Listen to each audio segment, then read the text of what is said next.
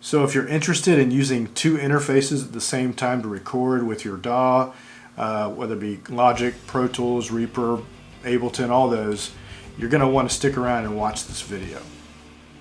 So this has been a frustration for me for a while. I've had the Helix and now I have the Axe-Fx 3. And I also have been using this X32 console for a while. Well, I've been using the X32 as my interface. Well, I want to do some reamping and take advantage of using the Axe-Fx or even at the time the Helix. And I don't want to have to swap things around. So they have something called aggregate interfaces within macOS. Windows, I know I do see a lot of posts, people asking how to do this. I can't really answer that. I've seen a few things on how to do it, but I just can't vouch for if it works or not. So the Axe-Fx 3 is limited to 48 kilohertz for a sample rate. And a lot of times that's not very convenient for recording.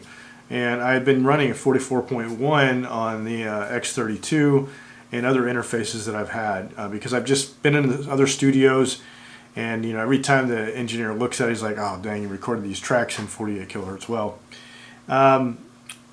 since we're limited there, we need to, in order to combine these two interfaces to be able to use them at the same time within our DAW, we need to lock the X32 in to 48 kilohertz as well. So right now, as limiting as it is, we are locked into this 48 kilohertz sample rate. So I've got them both set to that. So I go between Pro Tools and Logic. I'm not very good at Logic, and Pro Tools, I can work well in it, but I'm no expert. I've just been using it for like 15 years. All right, so in order to create our aggregate device in macOS, hit the Command and spacebar, or you can go to the top and click on the far right hand corner the little magnifying glass, which is the spotlight search, and we're going to go ahead and type in the window audio, and by the time you start typing, it'll autofill.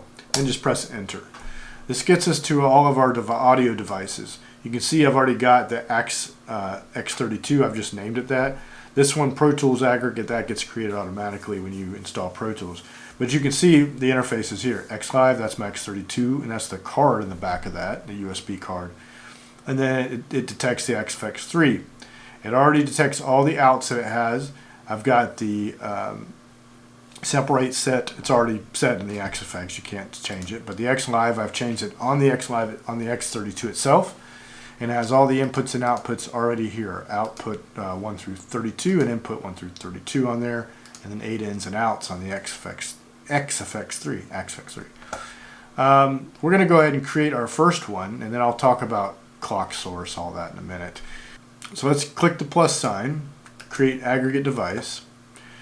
Now from here we can actually click on this, just single click, and you can actually name it what you want it to be. In this case I've already got one. This is X32. I'm going to put Axe-Fx 1, 2, 3 X32. And this is what we're going to work with. The first device you pick generally is going to have the clock source set for it, and it's also going to be the first device that you're going to see as far as inputs go in your DAW. Alright, so, alright, I say that a lot, sorry. Let's go ahead and select Axe-Fx 3.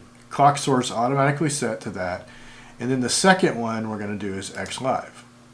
Now, if you look here, what it does is it automatically applies this drift correction to the device that's not the master. And it doesn't let macOS handle that. Now, if you, honestly, I can't answer which one I would pick, you know, but to be the master, or the clock source, but just pick the one you want first to show up in the inputs.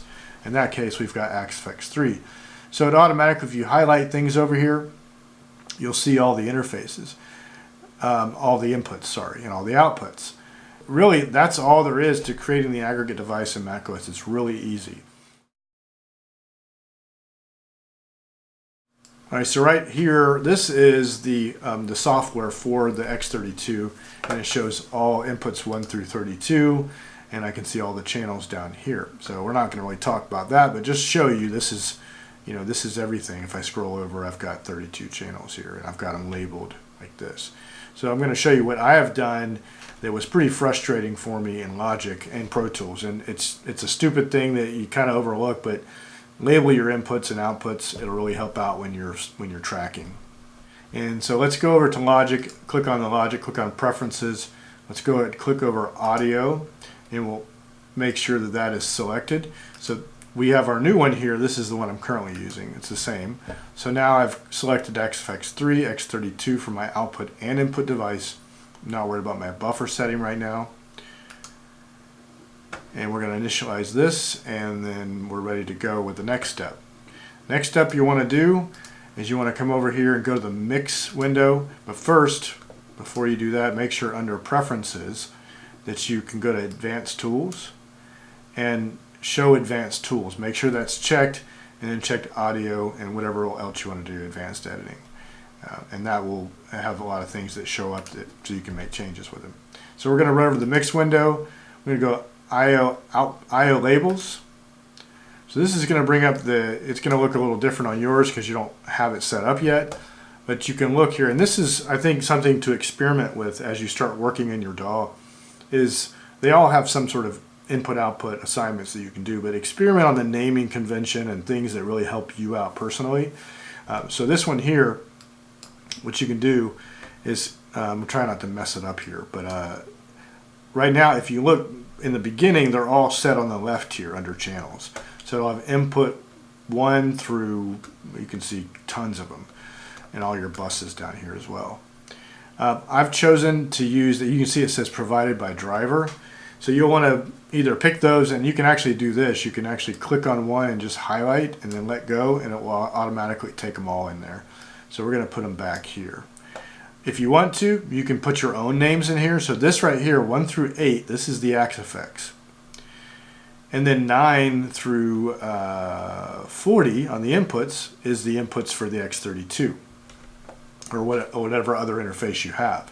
So you'll need to understand those inputs and what they are in order to do things that help you out. Now if you look over here, input 1 and 2, that corresponds with output 1, output 1. You know, if I click over here, it corresponds with this. So from here, you can choose to label this if you want it. So if I wanted to come over here, I could come over here and I could double click and I could make this, you know, input 1.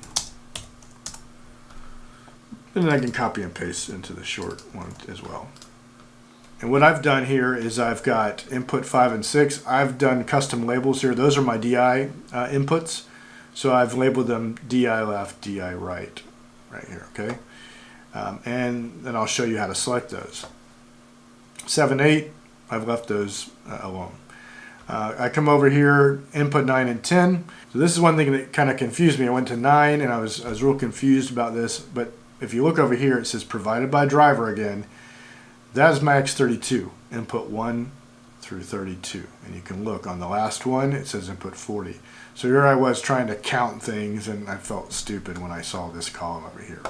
So from there, if you have particular inputs that you want, like for me, if I open up if I open up my X32 edit, I can come over here. The things I'm really concerned about when I'm tracking are these guitar tracks, guitar 2, bass, vocal 1, vocal 2, and drums. And I can explain more on the X32 at another video, but there's a reason why I have drums way down here and drums over here. So let's go back to this guy. So I've labeled those according to my inputs on the X32. Guitar 1 left, right. So when I'm recording, I'll typically choose, input 3, and then I'll just track all my stuff. I don't usually track stereo guitars. I do mono tracks and then I pan them. Bass, vocal 1, vocal 2. Let's go to my outputs. Scroll down here, output 1 and 2. Here's all the XFX outputs. Here I've selected all these. I wanted to keep their naming convention. But so if I come down here more, you'll see I've got some other outputs here.